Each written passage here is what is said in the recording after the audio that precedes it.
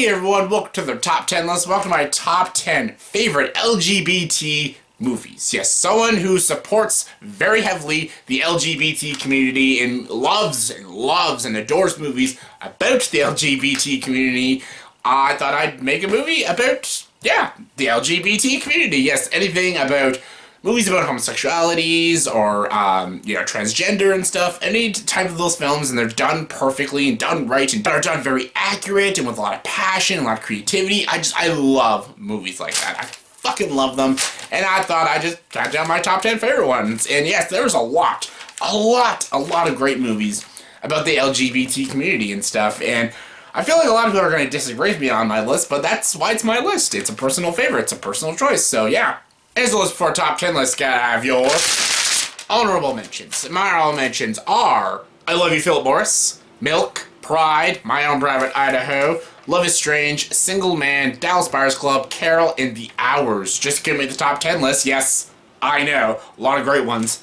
Just give me the top 10 list. But my top 10 is my number 10. My number 10 is a personal favorite romantic comedy called The In and Out. The In and Out is a phenomenal movie written and directed by Frank Oz, a phenomenal filmmaker, and this is starring Kevin Kline. Kevin Kline is so good in this movie. He's a straight guy who's getting married to a woman played by Joan Cusack, and one of his students became an actor, who's Matt Dillon in the movie, and he thanks him in his Oscar speech, but then calls him gay on national television.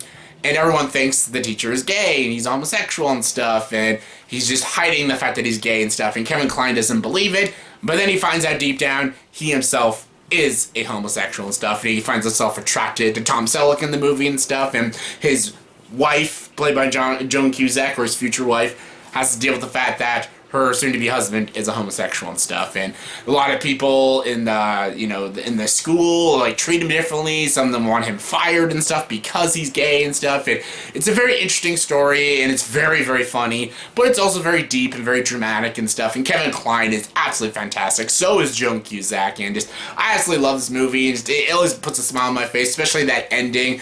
Oh, love that ending, and yeah, just love this movie. Coming in number 9 is Beginners. Beginners stars Ewan McGregor and Christopher Plummer, and this is a really awesome film, very underrated, overlooked film. I really did get a lot of love when it comes to the Academy Awards. Yes, Christopher Plummer won supporting actor, rightfully so, and yeah, I wish a lot of people saw this film. This movie is written and directed by Mike Mills, I think. This is the guy who did 20th Century Woman, and it's another good movie. This is a far better film. This is a story about a man, Ewan McGregor and stuff. He's struggling in life because his father just recently died, and he found out at a very older age that his dad is gay. He was gay and stuff, and he was hiding his homosexuality for almost 50 years from his wife and stuff, and it was just really shocked the system, and his wife ended up leaving him and stuff. Then he found himself a boyfriend, and he lived the last bit of his life as a gay person. And I feel like Ewan McGregor was almost ashamed of his dad and stuff, and then after his dad died, he basically has to move on and accept his dad for what he was and stuff. And it's an interesting story, a great character study. It has a lot of atmosphere and really great performances, and yeah, I think it's a really solid piece of cinema, and yeah, I wish it got a little more love, but you know what? I hope you'll see it now. Coming in number 8 is The Birdcage. Yes, The Birdcage is so fucking good. This is one of my all-time favorite Robin Williams comedies of all time. Mrs. Doubtfire and Aladdin are right there too. This movie is so fucking good. It's so great. Mike Nichols directed this movie, and Robin Williams in this movie with Nathan Lane is just incredible.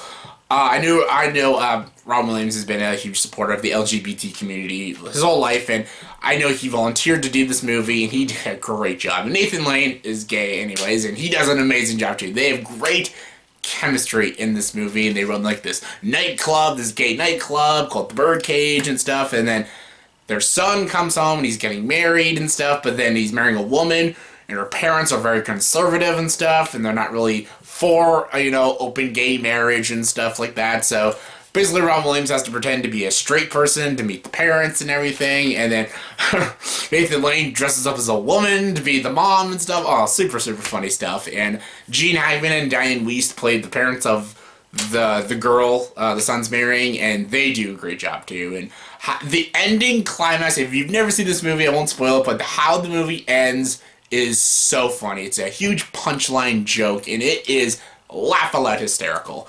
And Hank Azaria is also really great in this film. Everyone's great in this movie. It's such a funny rom-com, or mostly just comedy. Not really that much romance in the film, but it's a great comedy film that I absolutely adore. And I can watch it every day. It's just such a lovable film, and yeah, just love it.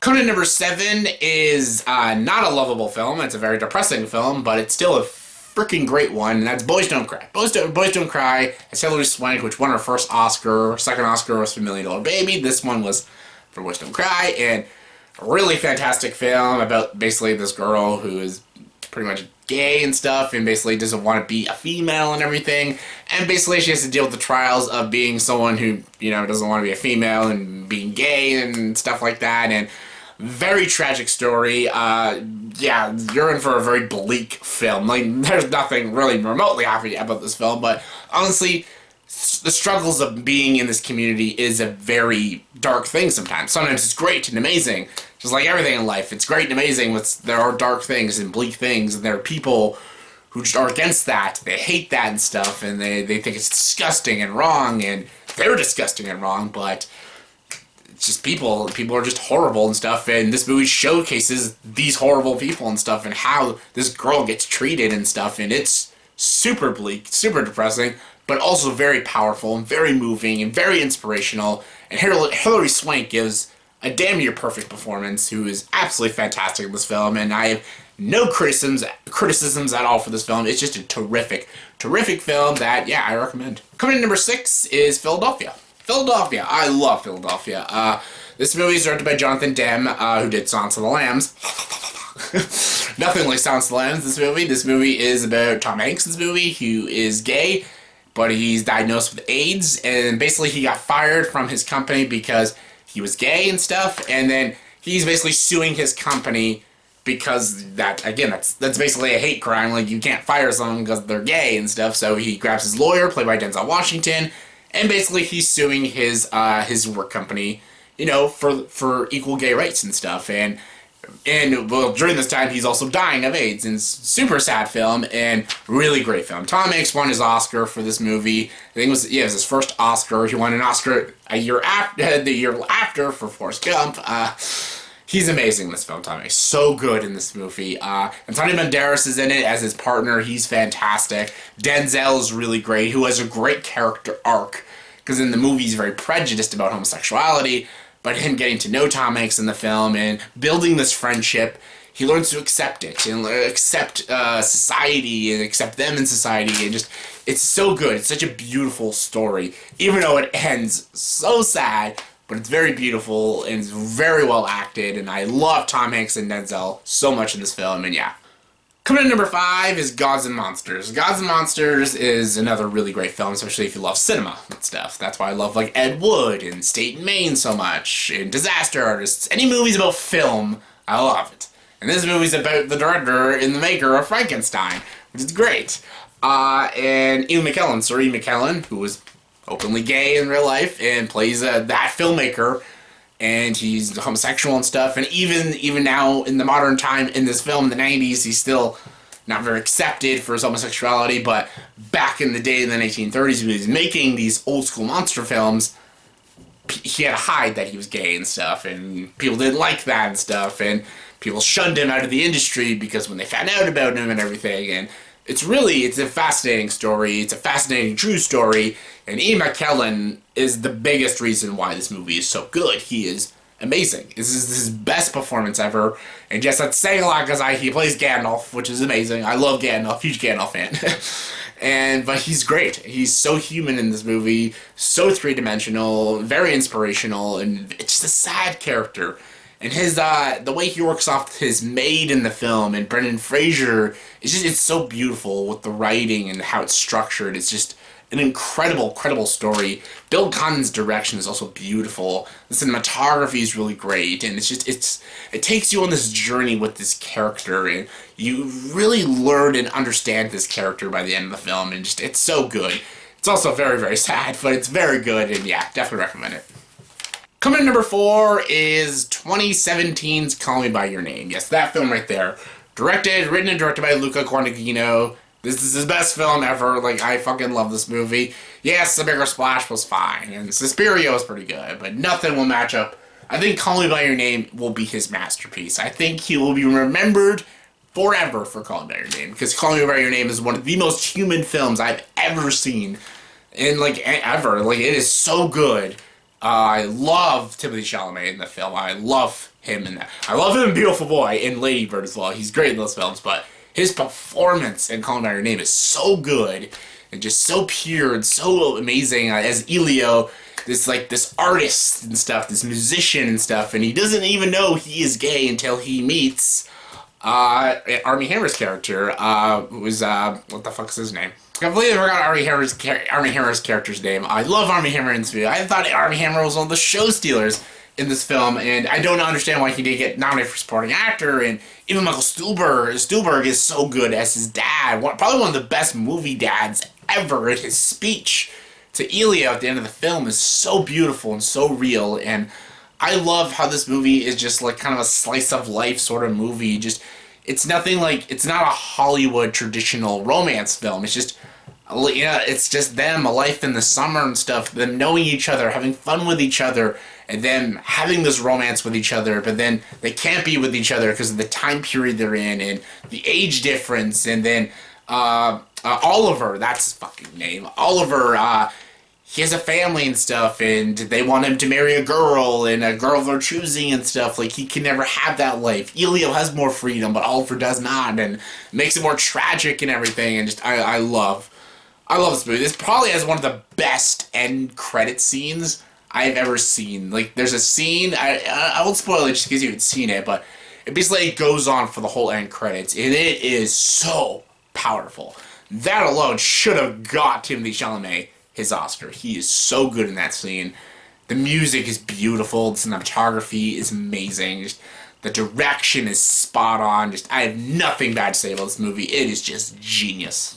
Coming in number 3 is probably the most underrated film in general. That's Bound. The Wachowskis, yes, they're remembered for The Matrix and Cloud Atlas and V for Vendetta, even though they wrote it, but it feels like they directed it. But they're not, no one talks about Bound. Bound is so good. I love Bound. This is such a great movie. This relationship between Corky and Violet is like one of my favorite relationships in all movies and stuff. Like, their attraction for each other, their respect for each other, the way they love each other is just, it's so intriguing. In the story about the two of them, how they meet each other and their neighbors, and they kind of fall for each other, and then they want to rip off Violet's boyfriend, who was like this mob boss, and they want to rip him off and then blame it on another mobster, but then they get, like, you know, they get all, like, in trouble and mixed with all these mob crap and stuff. It's just so great. It's a great mob movie, great thriller, but it's also a great movie about this homosexual relationship that's just awesome, and just probably one of my favorite couples ever in movies. They're just so great. Coming in number 2 is another very underrated film. That's The Children's Hour, a very classic, older film that no one has seen pretty much. Like, anytime I talk about this movie, no one knows what I'm talking about. No one's ever heard of it. Don't know why. This has Shirley MacLaine and Audrey Hepburn, both Oscar-worthy performances, and they got shit for this movie. This movie was ahead of its time, way ahead of its time. Like, this is something you make nowadays, not back in, like, I think the 60s this movie was made, maybe the 50s. Don't quote me on that, but this is a movie about these two women, sorry. They run this, like, boarding school for the younger girls and stuff. It's like an all-girls boarding school. But then there's this other girl, this little girl, she's spoiled, she's rotten, she picks on people, plays jokes on people, and basically the Shirley MacLaine and Audrey Hepburn don't want her to do that anymore, and they basically might not want her in the school anymore. But the little girl gets mad and stuff, and then she spreads this, like, fake rumor about the two of them being gay and stuff. And then when the whole town finds out about it, they want to shut the school down. None of them want their kids to go there. They think it's disgusting that the two of these girls are homosexuals and stuff, and they're not gay with each other. It's just all a rumor and stuff, and Audrey Hepburn wants to put an end to it all. But it's affecting her, but it's affecting Shirley MacLaine the most because she actually is gay. So it's really hurting her all the more that Audrey Hepburn has to find out about that and stuff, and then it goes into a roller coaster of a ride. I won't spoil what happens at the ending, but it is just tragic and heart-wrenching, and just the performances that these two give in this movie is just so good. And this, how they told this story during this time period was just so great. And again, way ahead of its time. And I could tell a lot of people probably didn't see it when it came out, but I really hope more people see it now, because it is truly a phenomenal film.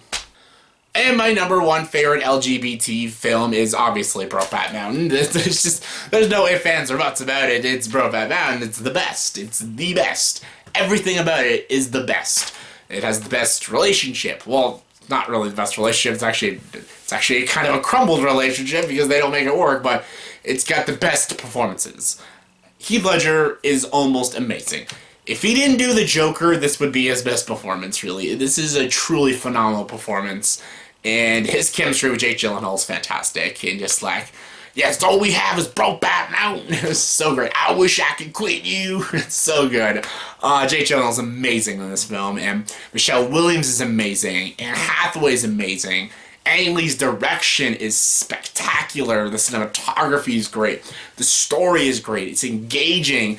You love this relationship, but you're also just heart-wrenched that this relationship could never work out because of basically one person, that's Heath Ledger, because he's scared, because they're in like Texas and stuff during a time period that is a big no-no of being homosexual and stuff. They can get yourself killed, and it ends up getting one of the characters killed, which is so tragic and stuff, and just, it's such a sad story. It's so sad, and you want these two to be together, but you know they can never probably ever be together, and it's heartbreaking and stuff, and it's a truly amazing film. One of the best told stories. In the performances, I can't get over the performances. The performances are just so perfect, and just, I love everything about this movie. I love everything about this movie. This movie should have won Best Picture at the fucking Oscars, not fucking Crash.